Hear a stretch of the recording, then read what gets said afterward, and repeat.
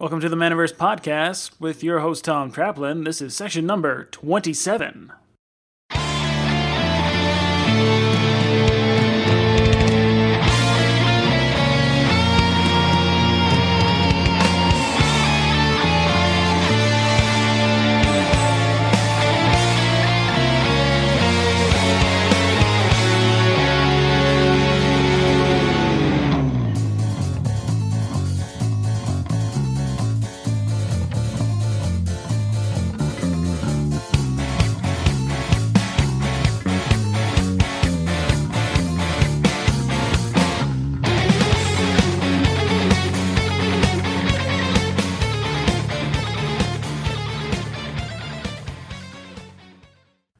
What's up, everybody? Today we're talking to Laura Schneider. Laura is the co-owner of Meeples Games, and she's going to walk us through how she built her awesome game store / cafe / Thunderdome. We go over how Laura spent an entire year planning and preparing before she opened her doors for the first time, and why that was critical to her current success. She used the lead-up time well. Since she's operating a game cafe rather than a run-of-the-mill LGS, she had to build a kitchen as well as a retail space, and kitchen equipment isn't cheap. In addition to planning everything out beforehand, she also purchased much of her equipment at a discount over the year. There are a lot of advantages to taking your time when it comes to building a business. We really explore what it takes to make the game cafe model work, even if you don't have any experience running a food business, just like Laura did. There are a lot of great resources in this episode, so let's get started. Hi, my name is Laura Schneider. I'm the co-owner of Meeples Games in the West Seattle neighborhood of Seattle, Washington. We have been open for a little over a year. We opened in May of 2014, and so far we're killing it. Cool. How did you get into games in general? Oh, I'm a lifelong gamer. I have many siblings, and games are one of the ways my mom kept us from killing each other. I actually have a photograph of me as probably a 16 or 18-month-old sitting at the table with my family while they were playing Racco. Back in the day. Yep. Haven't even heard of that one. It's a game from a long time ago. I actually have a copy because it's pretty fun. So, I've been playing games all my life, and that has changed from, mass market games when I was a kid to hex-based Avalon Hill war games and chess in high school and, all kinds of stuff in college, marathon spade sessions, and then when I became a parent, I brought my son into gaming when he was very young, and that's when I discovered the Euro game, the whole other world of games beyond Target. Mm-hmm. And then I worked in software for a very long time and saved my pennies and paid off my house and, built my retirement fund and quit and opened a game store. It's quite a jump. Well, I figured if I'm going to work really, really hard, I want to do it for myself. And that's my passion is gaming. And my partner's passion as well. So, we're having the time of our lives. Unfortunately, he still has a real job. He didn't make the leap with you? No, not yet. We'll get there.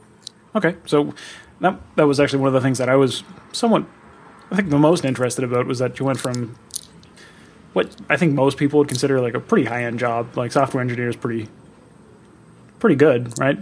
Yep. And you, went into owning your own game store. Like, well, why would you go from this professional level career and then do this entrepreneurial risk?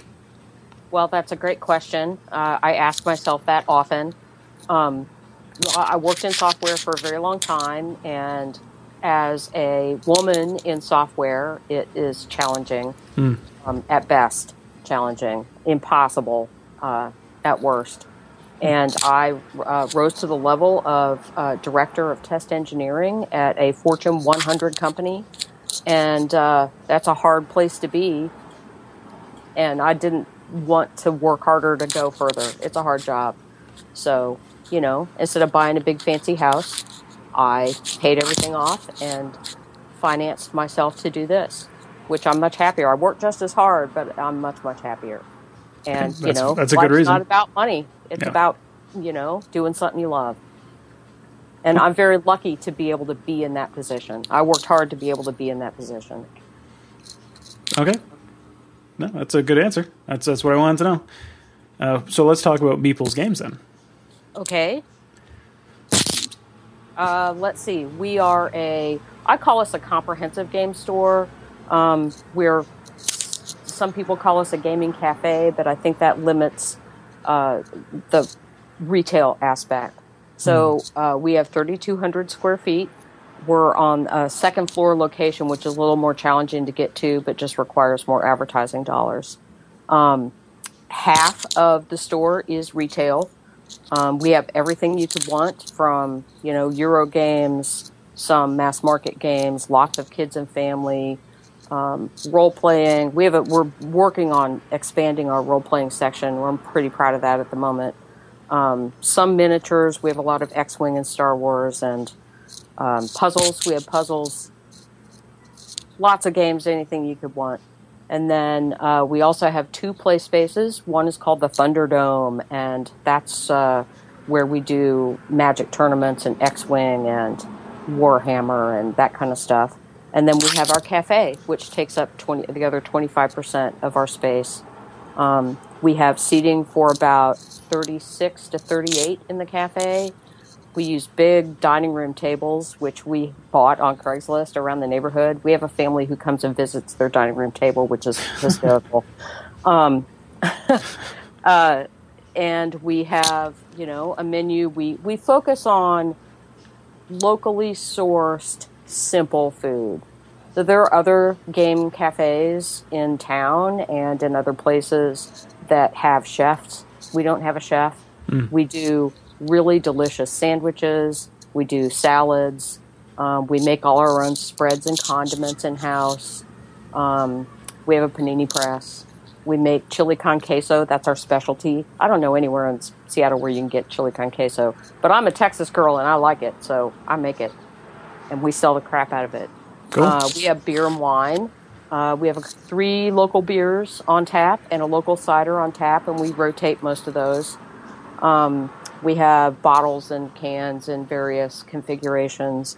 We have espresso, of course. This is Seattle. Our new thing we have is called Nitro Cold Brew. Have you heard of Nitro Cold Brew? No, but I saw that on your website, and I was curious about it. So cold brew is a method of making coffee that's been around for a very long time. I think the Toddy coffee maker came out in the 50s. And it's a coarse ground of coffee, and it sits overnight in water in this, very simple device. And then you pull the plug out of the bottom, and it drains through a heavy-duty filter. And what you end up with is highly concentrated, almost like espresso, except it is very smooth. It removes like all of the acidity. It's very smooth, very rich. You mix that with hot water, and now you have the basically brewed coffee. We don't have a coffee brewer. We use cold brew. The new method for cold brew is we buy it now in kegs. Our roaster sells it in kegs, and it's driven by, instead of CO2, it's nitrogen, which gives it this slightly foamy kind of, it looks like Guinness when you pour it. And you serve it over ice, and it is amazing. It's the coffee beverage of the summer. That sounds delicious. Yeah. And I'm a big fan of coffee, so that sounds great. I would love to try that out. I drink it with I make it hot myself because that's how I like it. But it makes a great iced mocha as well. Cool. So I've got a whole bunch of questions to do with that then. Okay. Covered a whole lot of topics. So did you start out as a game cafe, the comprehensive game store? Did you do that originally from day one, or was that something you grew into? No, that was the plan from day one. We planned for over 2 years before we opened. We had a full business plan. We had sketched out, kind of what we wanted the place to look like. I had, color schemes and, a basic menu as we were starting. And then we hired an architect to build out our space. To not do the actual building, but, to design it. Yeah. Because the space that we found, we had trouble. We looked for space for 9 months. it was a challenge finding a place that was open and bright enough for my needs and also large enough in the neighborhood that we wanted to be in, which we did a bunch of research to find the perfect neighborhood in Seattle. And West Seattle was the perfect neighborhood, is underserved by game stores, and it's a great, great community. So anyway, the cafe was part of it. The space we found used to be a gym, so we built the entire kitchen ourselves. That sounds like a pretty big upfront investment. Yep, it was. But we have a great space, so that's what it was about. And I knew how much it was going to be through the research. Yeah. We were, of course, you can never really know until it's happening, but we were pretty close on our cost estimates in our business plan for what it was going to cost to do the build out. And we ended up with a nice space. We have some custom casework for our shelves, and like I said, we built out our kitchen. We have this awesome black rubber floor that's left over from the gym. You had this as all part of your plan. Did you know what kind of foods you were or did you know what suppliers you were gonna go to for your food? The sourcing was a challenge, actually, because I have not done a restaurant before. I have worked in restaurants before, back when I was in college and high school, but I had never done the sourcing. And that, like I said, that was a challenge because we had menu items that we wanted to serve but couldn't find somewhere to get those items. Yeah. And, what as a store owner, convenience is key. So I need somebody to bring it to me. It can't be that I have this one item that I can only get from that one place across town. It doesn't work if I can't get it from. So we use for most of our stuff, we get it some from Costco and some from Food Services of America, which is one of the restaurant suppliers. Their selections are good, but they don't have everything. You can't get Velveeta at either of those places, which you can't make Texas-style chili con queso without Velveeta, so I buy that at the grocery store. Our pastries we source through a great company. What a great idea this is. It's called Ahab, and they are a distributor for local bakeries. So they represent probably 8 or 10 local bakeries that are nut-free and gluten-free and organic, and just a great group of companies. But I can order from one place and get deliveries, 3 or 4 times a week of fresh pastries that are not all from the same place, which is, great. What a great business idea that is. Yeah, when it's I like found a mini them, Amazon. I was like, woo, right, because, we're small. It's not like we're Starbucks and blowing through the pastries. Yeah. But we have to have them, so it's nice to be able to get a delivery from multiple places at the same time.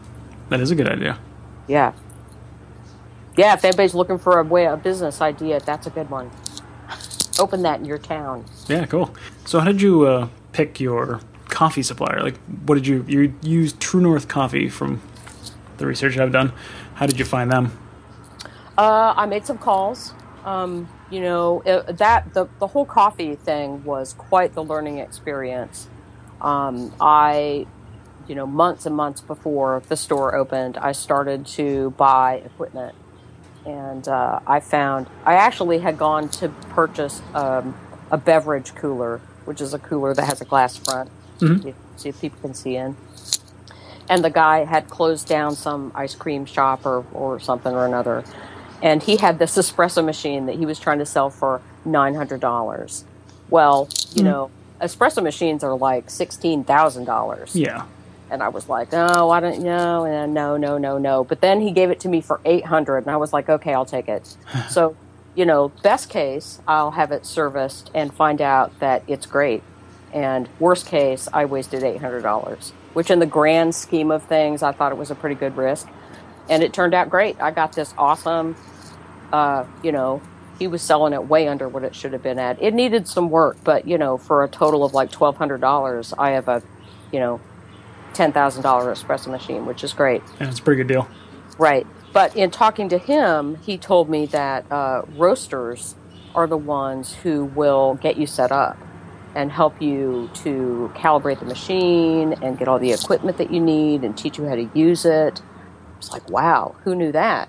Mm-hmm. So I did some research and I asked around. There was a little coffee place by my house that used True North coffee, and I called them. They came out. They looked at our machine. They said, you need this and that and that. They sent somebody out to train us. We had 6 hours of training across multiple days on how to, use it and make espresso. It was great. I couldn't believe it because they want their coffee to taste good. Yeah, of course. So that's where the support comes from. And they came out and set us up with our nitro cold brew. He did all the mechanics. We had to modify our kegerator and add an extra tap to that and, get the tubing and all the stuff that had to happen. They did that for us at no labor cost because They want to sell it, Yeah, no, it makes sense from their end. Yeah. It helps you sell their own products, so why not? Right. And apparently all the roasters do probably not that level of service. I happen to find the best roaster, but they all are very supportive in that way. I'm just trying to think of it from a perspective of somebody who's like, if they're doing the research for this kind of thing, if they want to implement the cafe model themselves, knowing this is a good start. Oh, yeah, I wish I had known this. Yeah, definitely do reach out to roasters. The same is true for the beer that we have on tap. I reached out to Columbia because they're one of the beverage distributors for one of the local breweries that we definitely wanted to have, Georgetown Brewery. And, they did the same thing. They sent us a guy. They showed us, all about our brand new kegerator that I bought. And they set it all up. They calibrated it. They come in and check it for us and make sure that everything is working okay. They put me in touch with the supplier for CO2. You got to buy your CO2 canisters from the welding company. Who knew that? Right? So these suppliers are really great in supporting us to get where we needed to be. And, on the day that we opened, there were no big surprises. And it's mostly because of planning, and support from the great people that we work with. Nice. Sounds like everything went pretty well then. Yeah, I'm still waiting for the other shoe to fall. How long have you been open? We opened in May of 2014, so a little over a year. I think it probably would have fallen by now. Yeah, yeah. Although, last summer's kind of just a blur, so I don't know. It may have happened already. Yeah. Why alcohol? Like, why not just coffee? Or why not just the cafe? Like, why did you go all the way to a full bar, too? Well, we're not a full bar. We don't have liquor. Okay. So there are distinctions in the level of liquor license and what you're allowed to serve and what kind of food is required. But I wanted to have alcohol because I wanted to have the place that I wanted to go to. And I want to go to a place that is clean and bright, and they have good food, and I can have a beer, and I can sit at a big table where I have room for all my stuff, and my game, and my food, and my beverage, and have fun with my friends and play games. And that's what we built. Scratching your own itch. I get it. Yeah. It's fun. Having, being a gamer, it's a community thing. You don't do it by yourself. And, when you have people come over to your house, you got to clean it. They leave their stuff there. It's better to go somewhere fun. And then you don't have to clean anything. Yeah. Yeah, that sounds much better. Yeah. Yeah. So, was it difficult getting the licensing for the beer on tap and everything? And the food? It was not difficult. There are many forms to fill out and again, planning. I started looking into what was available and what the requirements were a year and a half before we opened. And so when it was time to pull the trigger, I had already talked to all the people I needed to talk to. We had already filled out all the paperwork that needed to be filled out. And the liquor license in Seattle, I think Washington has pretty good laws when it comes to the kind of licensing you can get. and it's not super expensive. Some states I know it's super hard and super expensive, and Washington is not like that. So there were about 25 documents for me to fill out and submit, but beyond that, it was approved, after you have to post it on the door so that people know, and find out all the churches and schools in a half a mile radius, and they all get contacted and can say no. But it all went smoothly for us, and we were approved immediately. Yeah, you need to not have you can't be a criminal. Well, yeah. So, I'm clean. No prior convictions beforehand, I guess. Right. Okay. Well, something to keep in mind for sure. Because, game store entrepreneurs and criminal activity go hand in hand. Mm-hmm. A bunch of rogues. Yeah. If you don't mind, what was the ballpark figures for setting up a kitchen and a bar and half a bar for alcohol, and what was the bill? Oh, it was a lot. Our build out was about $120,000. Just for the kitchen or for the whole place? It was for the whole place. Okay. So it's kind of hard to break it apart because it was, I have one contractor to do all of the build out, and I'm throwing in, I had to buy all the kitchen equipment. So you got to have 38 sinks, and you have to have a sanitizer, and you have to have, we have 4 different refrigeration types and a freezer, and all the equipment that we needed. Was about 120 altogether. That's a pretty hefty price tag. Yeah, and a lot of the equipment I bought was used. So, refrigerators and those kinds of things. Well, the only thing I bought new was the kegerator, which, that was a cool $6,000. But it's great. It holds 5 kegs. How did you find all the used equipment? There are a couple of places around town that specialize in used kitchen equipment. So they bring it in, they clean it up, they test it, they turn it around. So I use them. The Seattle Restaurant Store specializes in new equipment, but they also have used equipment. I got some there. I got some on Craigslist. By the time we opened, I had 2 storage units full of equipment, just waiting for this, us to be able to move it in. Because I spent a year buying stuff just to have it ready to go. That's a lot of preparation. I'm a planner. But it pays off, right? I mean, you have to plan. You can't open this is not a little hole in the wall, $500, starting store. This is a big operation. Would you say that's the reason why, or one of the reasons why you're doing so well? The year ahead of planning? Oh, absolutely. Okay. Absolutely. Because we hit the ground running. We had, a lot of programs in place already. And now we're just able to build on our starting success and continue to grow without having to, we spent a couple of months getting our legs under us, but since then we've just been expanding our programs and our events and our training sessions and, advertising our restaurant. We're starting to get a lunch crowd now, which is great because the people in the neighborhood have found out that we have great food. So you're attracting people that aren't necessarily gamers. They're actually just coming for the cafe element. Yes. Nice.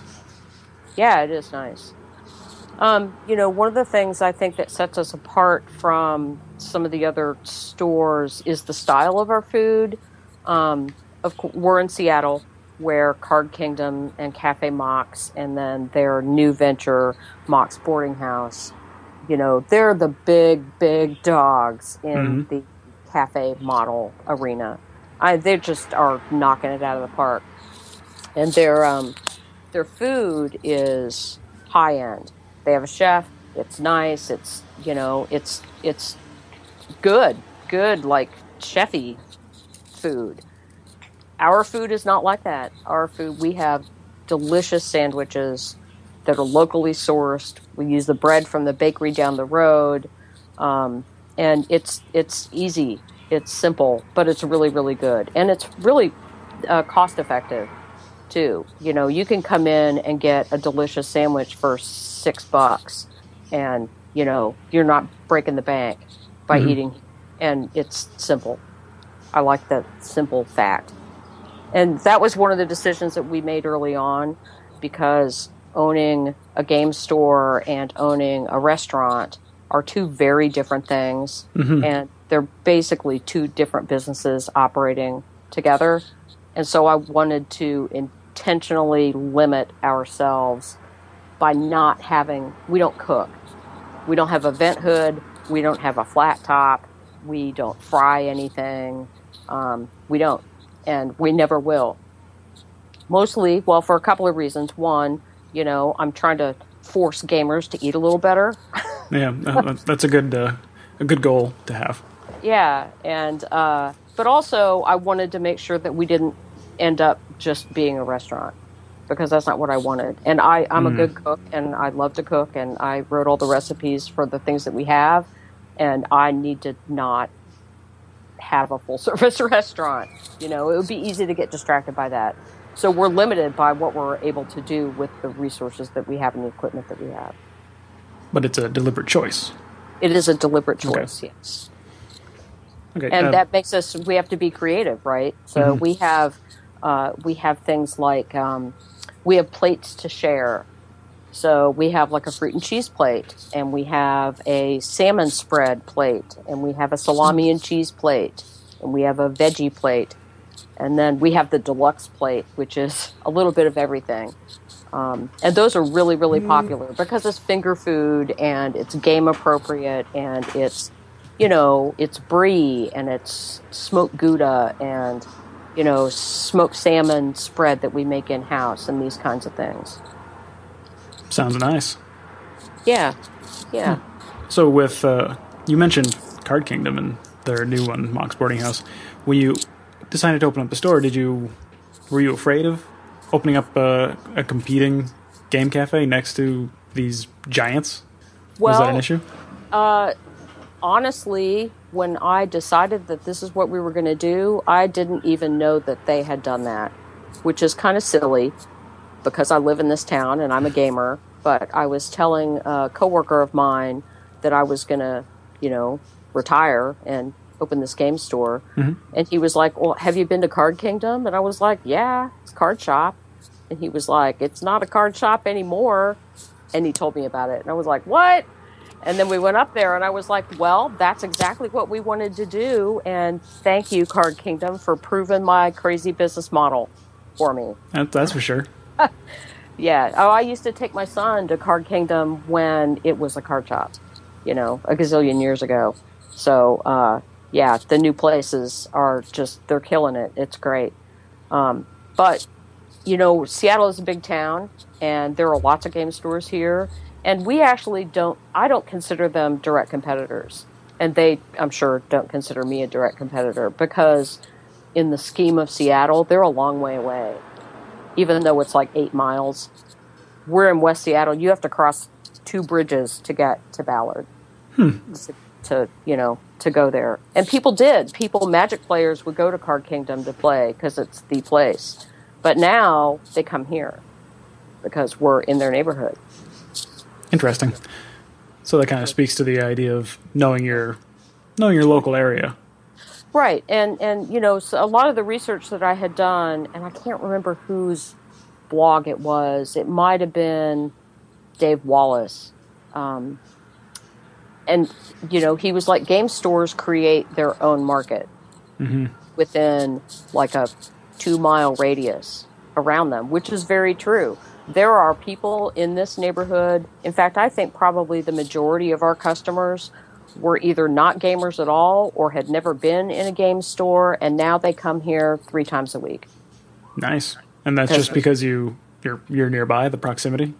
That's right. We're right here. And the word has gotten out that we are we're a family place.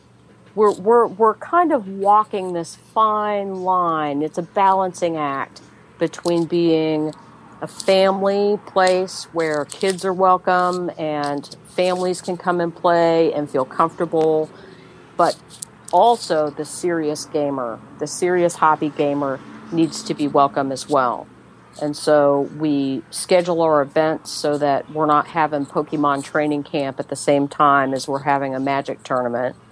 And we have, family game day is Saturday morning. But then Saturday afternoon, we have a Magic booster draft, which is a lot of kids. And then Saturday evening, we have another Magic booster draft, and that one's mostly adults. How do you separate them? We don't. They have self-separated. Really? Yep. The kids come during the day, and we have adults during the day as well. But then, in the evening, it's mostly adults here. And we have never had a problem with the beer. I have never had an issue with a parent complaining about the beer. I've never had to cut anybody off. We've never had to ask anybody to leave. We've never had an issue. We have the best community that I could ever wish for here.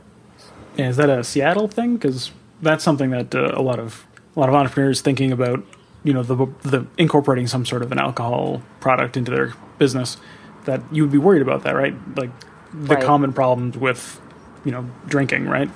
Right. And then especially since it's a game store, you're going to have a lot of children around. Right. I think that some of it has to do with the fact, I think there are multiple things. One is that the people in our neighborhood are pretty affluent. And this is Seattle, and it's a pretty progressive town. So there aren't very many parents who are shocked by the fact that you can get a beer. In fact, they're often, the kids are in the Thunderdome doing Pokemon training camp, and the parents are in the cafe talking and eating lunch and having a beer, and they will sit in the Thunderdome with the kids and have a beer because it's the parents. So they're not complaining because they want to be able to do it. They want to have a glass of wine and chat with their friend while the kids are playing Pokemon. And, we do have a Pokemon League on Saturdays where I say, no alcohol in the Thunderdome, but nobody ever does anyway. But other than that, there aren't any restrictions, and it hasn't been an issue. We do monitor it very closely. One of the things that we have worked really hard to do, and part of it is just, who we are, is that my son is 23, but, I speak kid because I'm a mom. And I know, all the parents, and I know their kids, and we have our eyeballs on those kids, and we don't cut them any slack at all.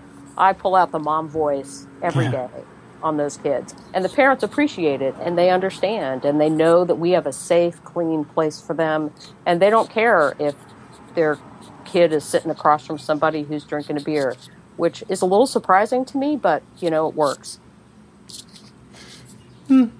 I can understand it. It's a similar environment to what you'd probably find at the person's home. Right. Like if the parents enjoy alcohol, then that's what's going to happen. They're going to be drinking a beer at the dinner table or something. It's no big deal. Right. Why would it make a difference if it's at your establishment, right? Right. And like I said, we've never, ever had a problem with anybody having too much. So you mentioned earlier that you're on the second floor of a building, so that makes, walk-in traffic a little more difficult. Yeah. So, but you have to advertise. Yep. So what do you do to get people into your store? Well, a couple of things. The first thing is that we have sandwich board signs out on the street. So our building is a little bit challenging. It's a nice, newer building. It's 2 stories. There are 4 businesses on the bottom floor, and we're currently the only business upstairs. There was a running store next door that's been gone for 6 months. But we have a big sign on the outside of the building, and then we have our sandwich board so that people see our logo has a big orange meeple in it because we're Meeples Games. So we get a lot of just drive-by, saw your sign. But we also we advertise in the West Seattle blog, which is West Seattle is a neighborhood. It has a blog. It's like everybody in West Seattle reads the West Seattle blog every day. It's crazy. So we just started advertising there. And it's hard to advertise on the micro level, if that makes sense. It's not worth the money for me to advertise in the local paper or things that hit all of Seattle, because that's not our market. Our market is, 5-mile radius of our store, really. So we do most of our advertising and marketing is in the form of working with the community. So we work with schools, and we work with, we donate to schools. We give things, we give gift cards, we give games, we sponsor a girls softball team. We do the things that get that both help our local community, our neighborhood, and also get the word out about us. Okay. It's a little bit of a challenge because there aren't, I have a budget, a marketing budget, and it's hard to spend because there's not that much to spend it on. We have to be creative. We had in Seattle every year, every summer, every neighborhood has a festival, and we handed out little paper bags with a sticker on it that said, "Bring this back to the store and we'll give you 10 Pokemon cards or 10 Magic cards for free." And we walked around at the festival and handed them out to kids. And we got a huge number of new customers in because they wanted to come and get their cards. And then once we can get them in the door, our store is great, and they come back and they spend money. I like that. Yep. That's a cool idea. Yeah, I got that from Pat Fuge from Gnome Games in Green Bay. He does that. That was his idea, but it worked great. Hey, that's the whole point, right? Share the good ideas. Yep. We can all definitely help one another. Okay, so I wanted to ask, why Thunderdome, and then let's go into the Thunderdome. I think it might have been my son who wanted to name it the Thunderdome because it's the competition place. Who will be the victor? Yeah. So that's a separate space for us. It is. It has a big opening out into our retail space, and then another opening into a hallway where we have lockers, and there's a washroom there. And the store actually goes like in a big circle, so you can walk around the back and then end up in the cafe from the Thunderdome, which is nice because people can eat and drink in the Thunderdome as well. And the decor is different. We have chalkboard paint on the walls. Well, 2 of the walls. Okay. And we use that to, keep track of who won Friday Night Magic and the schedule for Netrunner and how to trade properly for Pokemon and our rules of conduct and things. And, we allow people to write notes up there, looking for gamers to trade or whatever. And I love the chalk walls in there. It could be a little messy when the kids come, but we clean it up. And then we have those regular 8-foot tables, for competition for Magic and chairs. It seats 36. So what kind of events do you hold in there? We have stuff every day of the week. We have 4 days where we have Magic. We have 2 days where we have Pokemon. We have X-Wing. We have Armada. We have Dice Masters. We have Android Netrunner. We have War Machine and Hordes. We have, what else do we do in there? We have lots of other events that many of them happen in the cafe. We have a lot of role-playing games. We have groups that come during the day and play Pathfinder and D&D in there. We have groups that come in the evening and play D&D and the Star Wars. The Star Wars role-playing games are very popular here as well. So there's something going on in the Thunderdome every night and most days. Cool. And it's nice to have that separate space from the cafe because the vibe is completely different. Mm-hmm. Cafe is more casual. It's more open. It's warmer in the coloring of it. The Thunderdome is more all business. Yeah. Yeah. Getting down to the business of destroying your opponents. Right. How many people work at your store right now? We have 8 employees plus me, and my partner Brian Taylor. He is, well, he doesn't actually work here, but he's like the game guy. So he runs our Dice Masters. He runs some RPGs. He comes in after his regular job in the evening and runs some events for us. So we have 8 regular employees plus me. Okay. So a couple questions, but first one is, how did you find your partner? Well, he and I have been partners for 5 years. And he's a civil engineer and I was a software person, and when I told him I wanted to do this, he was like, "You're crazy, let's do it." Okay. Why not do it alone? Well, everything's better with somebody else. Well, initially, the money, it was all me. And we did it since I had quit my job to do this, I did most of the work. But once the store opened, I wanted him to have, take advantage of the sweat equity that he had put in, plus have some monetary investment. So he has done that, and now he's a part owner. And it's better to do it with somebody else.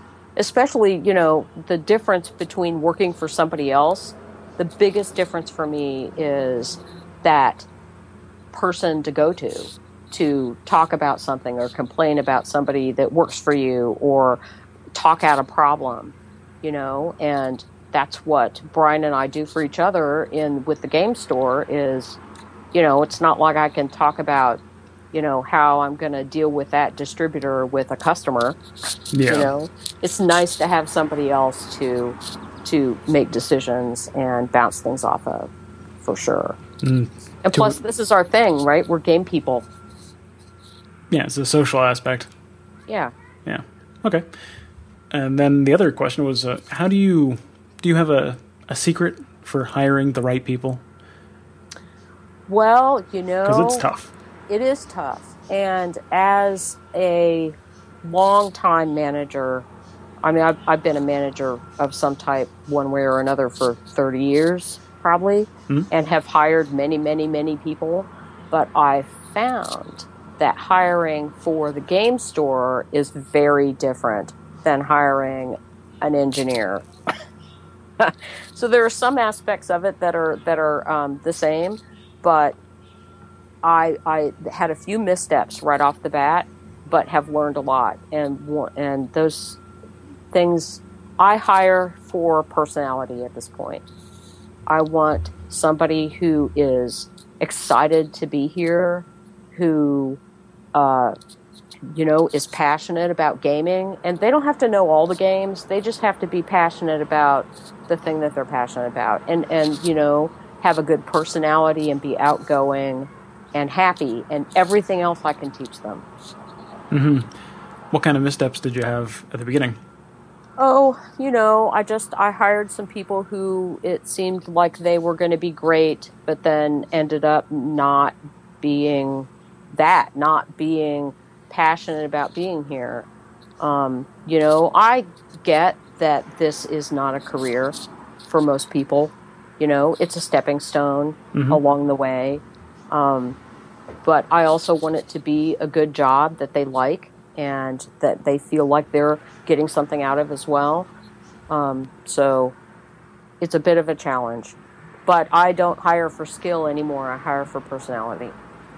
They do need to have some basic skills, but I can teach somebody to work in the restaurant and make sandwiches exactly the way I want them made from the recipe that I have written down step by step, right? Mm-hmm. That's not hard. But talking to people and being able to think on their feet and recommend a game and be happy about it, that's something that you can't teach. Yeah. Yeah, customer service is definitely a soft skill. It's hard to impart. Right. Yeah. Right. So we have a great group of people. We're incredibly diverse in, okay, not incredibly, this is Seattle, but we're pretty diverse. Pretty diverse. Yeah. Yeah. So what does your staff do? What do you have all 8 employees doing? Oh, well, they all do everything, pretty much. We do have some people who specialize in things. everybody works in the cafe for, one or more shifts per week. Most of them are part-time. I have 2 people who are full-time. I have 2 people who are magic. One is a judge, and the other one is my son, and he runs the program in general, and then he's a judge for some of the events, and then Hank is the judge for some of the other events. We sell singles, which we just started doing that, I think, in November, and it's gone really, really well. I was reluctant to do that at first because of the massive amount of overhead, but those guys, they know every single card. It's just mind-blowing. Yeah, it's pretty incredible, the amount of knowledge, like the fact that you can remember the prices for thousands of cards when you're that involved in it. Yeah, and when you're, 23, my brain is too old for that. Although I remember everything else. I have somebody who does all of the inventory and ordering for the cafe. I have somebody, so he's kind of our kitchen manager. We have somebody who is in charge of making sure that all the events on our calendar are up to date and accurate and posted new things. And they learn new games and talk to customers and sell them. So I read you also do game demos? Yeah, we do. We do learn to plays and demos. We struggle a little bit with getting people to come to those things. I'm not sure if it's just a lack of interest or if we aren't getting the word out well enough. But we did a learn to play demo of Colt Express last week, which Colt Express won Spiel des Jahres. Nobody came. I know. That's crazy. But then we have other things that just fire like crazy. We did a Splendor tournament for 8 people, and we had like 25 people want to play. Wow. So we're doing another one, and we will probably do another one after that because that was a huge success. So we just have to find out what our community wants and do it. We do have a lot of luck with learn to play for role-playing games. So we get a lot of new and independent games in here running demos, and people attend those. We do a D&D Learn to Play once a month, and there's always people who come to that. We have D&D for kids once a month, and there are always people who come to that. Painting, that's one of the things that we have stumbled upon that is big in our neighborhood, is miniatures, not necessarily playing, but painting. So we have expanded our hobby area with paints and brushes and tools and things that you need to work with modeling and minis. And then we do learn to paint sessions, and those are always maxed out. We have a huge selection of Reaper bones, which it turns out that we're like the place in town to get them, which is great for us. Yeah. Have you noticed, has it affected your sales? Doing the things like the painting workshops and stuff like that? Have you noticed a direct correlation, or is it... Well, I think it's a little difficult to say that our sales increased by X percent since we did that thing, but yes, we do. Our sales are constantly increasing. We do better every month, and we sell more in the paint and model category than we did before. So yeah, I think it's hugely successful. And it's not a high profit area. You got to sell a lot of bones to make any money, but it's about being known as the place to get them.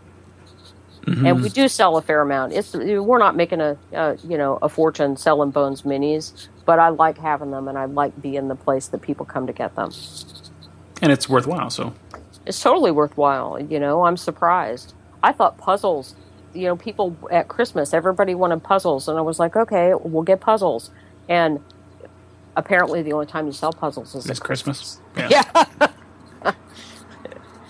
So we have a great selection of puzzles right now, if you need any.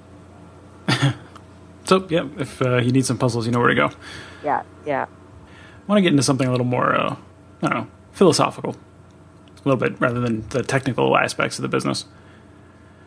So I've asked this for most of the entrepreneurs who've been on the show, but what does success look like to you for your game store? Because everyone's got a different definition of what they want and what the ideal is. So what is it for you? Well, I feel like we are successful now, even though we are not making the profit that I would like to make. Success for me is building the place where we have happy customers and families. I sometimes on a Saturday afternoon, I walk around and I'm thrilled that there are adults playing Magic, there are adults playing games, there are kids and grandparents, the cafe, everybody is eating. I know people like the food in the cafe because the bus tubs never have food in them, just dishes. Everybody eats everything. It's rare that there's any food that doesn't get consumed. And our customers are so nice, and they tell me every single day how much they love our place and how happy they are that we're in our neighborhood. And that is success for me. Of course, I need to make a living, so there's that too. But that's secondary, I think. So you're already there then? I think so. Nice. That's great. Right? Maybe I'm aiming too low. I want to make $1 million. Hey, that was going to be my next question. What's your big, hairy, audacious goal?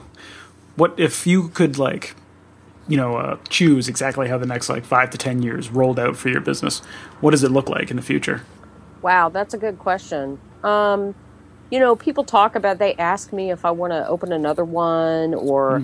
This or that. I'm not at that place yet, and I don't know if that's what I want in the future. It depends on how this store looks 3 or 4 years from now.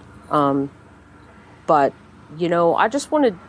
I am super competitive, and I like to win, and I want to be recognized in the gaming community, the game store community, as, being a player in what is also, a male-dominated industry. Mm-hmm. So, I like that.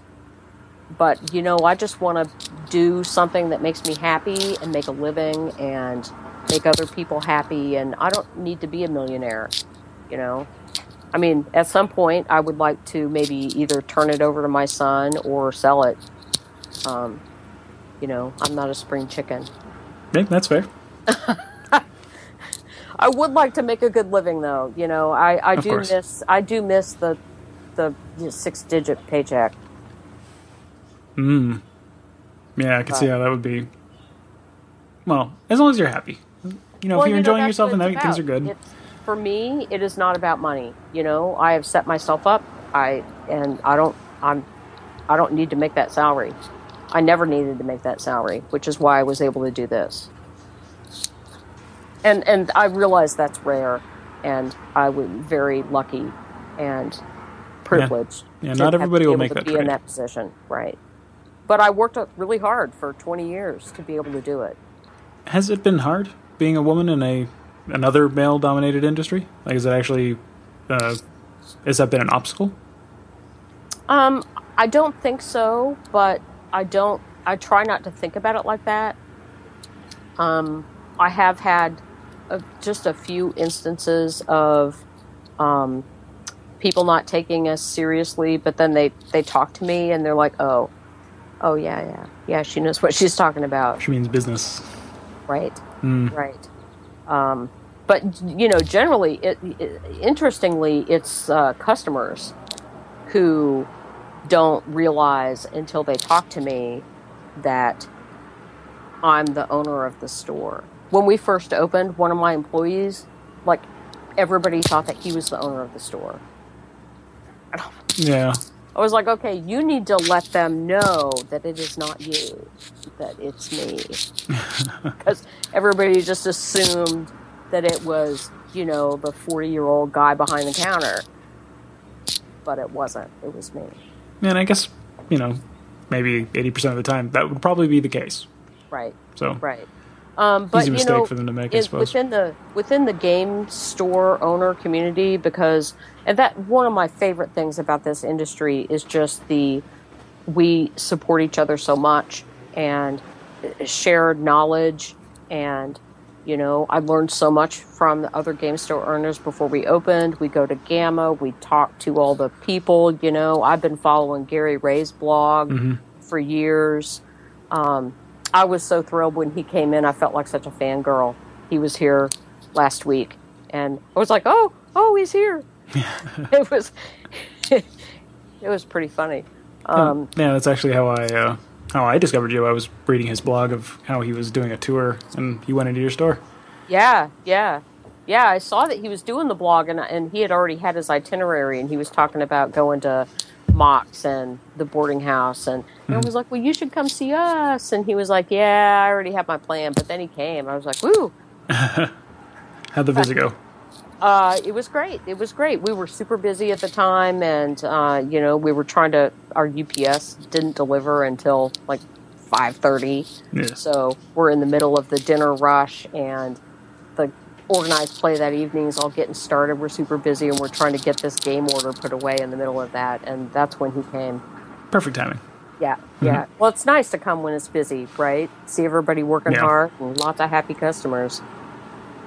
Yeah, it was good. But back to what I was saying, everybody in the game industry has been nothing but supportive and nice to us, and to me specifically, which I really, really appreciate. Yeah, I was actually going to ask about that. What is your relationship with the stores, like, in your immediate area? Like, you're close enough to Card Kingdom, the 8 mile-ish mark, but are there other stores that are closer by that you interact with more often? There are other stores closer by. There is Blue Highway Games is on Queen Anne, which is pretty much between us and Card Kingdom. And I know the owner there. I have met the owner there, I think. I don't interact with the other stores that much, honestly, because we're so different and the neighborhoods are so segregated that we really don't have much crossover. The Ray Gun Lounge and Phoenix Games and Comics are both on Capitol Hill, and they're pretty close to each other, so that's an interesting relationship. I wonder how that works. So I know of those stores. I've been in all those stores, but I don't know all the owners. There is a little store in West Seattle called the Gameporium, and we met these guys at Gamma the first year we went before our store ever opened, when we were looking for space. And they, too, were going to open a game store in West Seattle. So we kind of talked and, parted our separate ways. I could tell from the conversation that we were way ahead of them in terms of being able to open. Okay. But what they ended up doing is partnering with a chain of coffee shops called Uptown Espresso. And they opened a game store inside the coffee shop. That's different. Yeah. It was evilly brilliant, and, they opened like 2 months before us inside this coffee shop. And it's small. They don't have a really huge selection. They do a great job of, they run multiple events every day, lots of learn-to-plays, and, they're doing sessions for games that I just don't have the time to do. But I don't think we compete, even though they're like a mile from me in the same neighborhood. Their business model is so different, and their audience is a little hipper than ours. We're very much family and serious gamer oriented, and they're a little more hipster oriented. Gotcha. But we interact with them a lot. They recently started doing real magic, not real magic. They were doing magic before, but now they're core with Wizards of the Coast. So they do sanctioned magic. So when I saw that they were now sanctioned, I called over there and I was like, okay, well, we should work together and not run the same events on the same day, because there is enough for both of us. Yeah. And we should not compete. So I do these days and these events. So, like, my Friday Night Magic is standard. You guys should do a draft for Friday Night Magic or something else, Two-Headed Giant or something. Mm-hmm. And they were pretty receptive to that, and we'll see what happens. This is a recent development, but I would prefer to not compete with them. And I send people to them often when we don't have something, or we'll call over there and see if they have it. I don't know that they do that for us, but I don't know. I hope they do. I hope so, right? Yeah. Yeah. Yeah. No, I kind of teach that too. Just, if you can cooperate with your competitors, with air quotes, if you can work together, it's much better for both parties. No reason to step on each other's toes. It's better for the customers as well, because then there's no weird feeling about, oh, I was over there. We have people come in and they talk about Card Kingdom and they talk about this store and that store, and our response is always the same. Every employee, oh, I love that store. Do you know that guy? Mm-hmm. Have you ever been to this? So we never, ever, ever talk bad about other game stores in our town, because we do love them. Every game store that we have is building the community for all of us. Yeah, exactly. Okay, so many people have tried and failed doing a local game store. What do you think sets the winners apart from the losers? Oh, boy. I think that there are multiple aspects to that. One is business sense. It's a business. You have to run it as a business. I don't spend nearly as much time playing games as I would like, because I'm running my business. And that's the most important thing for me to do.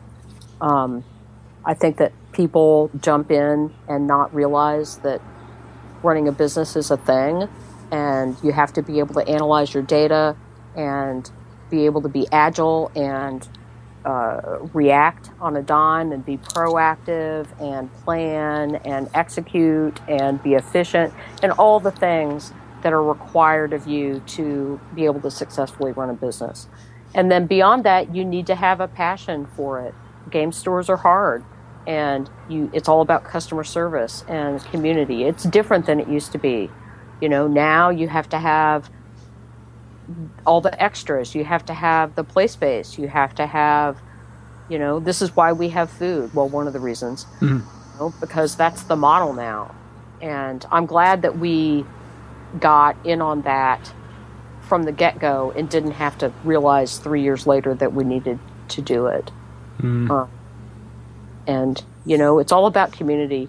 The gaming is so much about community, and just knowing that and making decisions around that, I think, are the things that make stores successful. I have one. Our neighborhood is great. And since we opened, it's cleaner. Here's why. Every kid between 9 and 13, they come in after school, they come in during the day, they look at the magic cards, and they want them.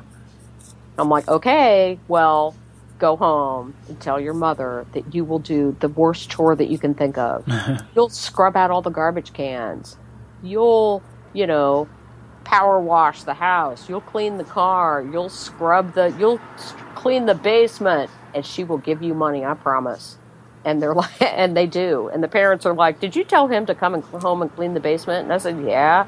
She's like, thanks. Like, no, thank you. You gave him $50, which he then spent at my store. No, that's a win-win. Yeah. I like that. That's a good tip. Yeah. Pretty much anyone can do that. Just, if your customers really want those cards, all you have to do is just work your butt off. Yep. Go home, do some chores. One of the things that the families in our neighborhood do is they come in and buy gift cards for the kids so that the kids have money, but they can only spend it here. Mm-hmm. So after school, they come in, they can get something to eat, they can get a little whatever, and, they get $30 a week on their Meeples gift card, and their parents know exactly where they are. Good deal. Which is, I tell parents that all the time. It works great. Yeah, nice. I guess that's one of the nicest things about having the parents actually come into the store with the kids, too. You do actually get to interact with them more often than I think, what a regular, normal game store would. You wouldn't see the parents as much because you don't have the food. Right. And, I like the parents that come in, they meet me, they meet the other employees who are all great with kids, and then they're not uncomfortable leaving them here. When my son was playing, he played Yu-Gi-Oh! And I would take him to a card shop in the U District, and I would have to stand there. There was nowhere to sit. There was nothing to drink. It stank. It was dark. It was dirty. And there's no way I could leave an 11 or 12-year-old kid there by himself. So I had to stay, which is horrible, and I hated it, but I did it anyway. And I do not have that place. Yeah, some of the things we put up with just to play our favorite games. Right. Okay, well, it's been great, but at some point we do have to say goodbye. But I wanted to ask you, before we go, what's exciting you right now? What's going on in your business in the near future that's got you pumped? Okay, don't laugh, but we are going to get a convection microwave oven.